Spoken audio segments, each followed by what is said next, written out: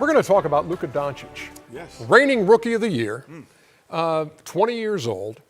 And you think back to where it all got started for Luka Doncic, who was also the EuroLeague MVP in 17-18. Remember, he started playing pro ball, guys, when he was 16 years old. And so we do that in America, it's just not legal. yeah, in the EuroLeague, they got used to seeing stuff like this. So that brings us to It's Easy, presented by Autotrader. And we take a look at the month. I'm going to take an even closer look at the month that he had in November, in which he averaged a 30-point triple-double. You know who else has averaged a 30-point triple-double in a calendar month? LeBron James, Oscar Robertson, Russell Westbrook. and Russell Westbrook. Wow. The only two guys to do it. But you look at these numbers, like a 42, 12, and 11 against San Antonio, just an example. Then follows that up with 35, 11, and 10 against the Golden State Warriors. well, everybody get a triple-double against the Warriors. Well, not everybody, but Well, he had low management too. but what a month. And then he starts out December. They beat the Lakers by 14 in LA. Are you a believer in Dallas and in Luka? I'm definitely a believer. When you're a young kid and they hand it over to you and you already have that confidence, just gives you more confidence. Like you said, he started off playing when he was 16, gives him the little advantage. And the advantage for him is we're actually turning into Euro-style basketball now. Really no hand checking, so he could dribble and step back and do all this stuff. He's a pretty good shooter. He's a great team player. He loves playing the game. What I like about him, he's having fun out there. So at a young age, having fun, and they say, hey, young man, the team is yours. Dirk's not there anymore. I'm a believer so far. Well, I have a problem with the Mavs. You do. What is it? You have a problem with him? No, I don't have a problem with him, but I don't think they use Porzingis enough. I watched him play 3 times last week. Number one, I think they're becoming too reliant on Doncic. And people have talked about, hey, let's see what happens when you just take the ball out of his hands. Constantly but throw doubles at him. They just get him the ball and stand around. Now, he's doing a fantastic job, but I would love to see them put Porzingis in the post. Every time they pass the ball to Porzingis, he's standing out on the 3-point line. I don't think they're taking advantage of his talent. When they started bringing – Doncic going to do his thing.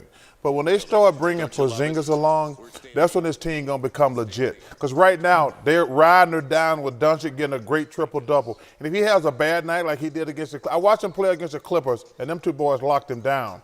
But this dude should not be averaging 17 points a game. He should be averaging 24 or 25 points a game, but they never run plays for him. And also, I like to see Rick Carlisle play him different.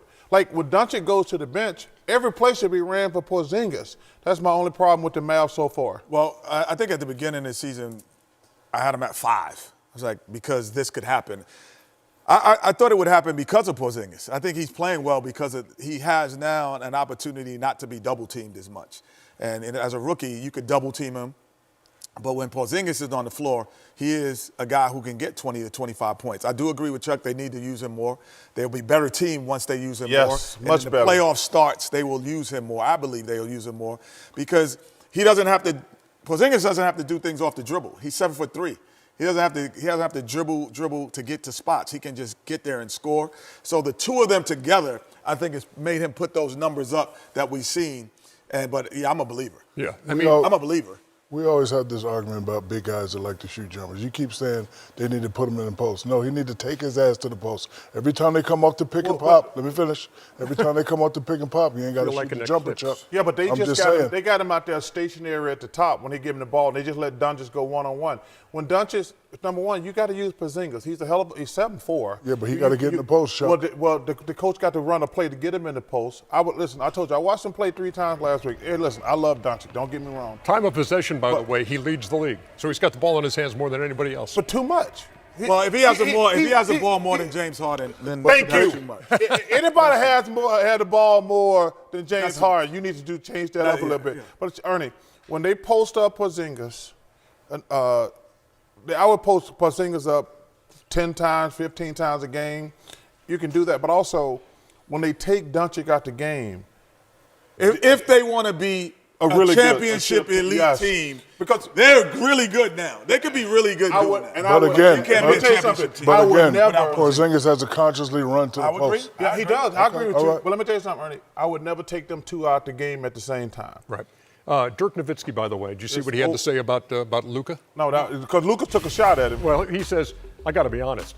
I thought he was going to have a little tougher transition in year 2 just because he was so phenomenal last year with all the triple doubles. I thought people were just going to really hone in on him, but he's gotten even better. So I was wrong there. Well, Dirk can be wrong. He's the greatest foreign player ever. But also, Ernie, the thing I love about Doncic is he reminds, he's not Kawhi Leonard. Oscar Robertson was like this. They just get where they want to at their pace. You cannot speed them up. Yep. They play like Kawhi Leonard. Sometimes I'm like, how's the dude getting his shot off? And then Doncic, when you watch him play, like you can put a fast guy on him, and he cross him up like he did that guy. He gonna play at his pace, and it takes a special player to do that. So if you were game planning against him, what would you do, Chip? I'd force him to the basket. Because I think, number one, he shoots that step back left 35 to 40% of the time.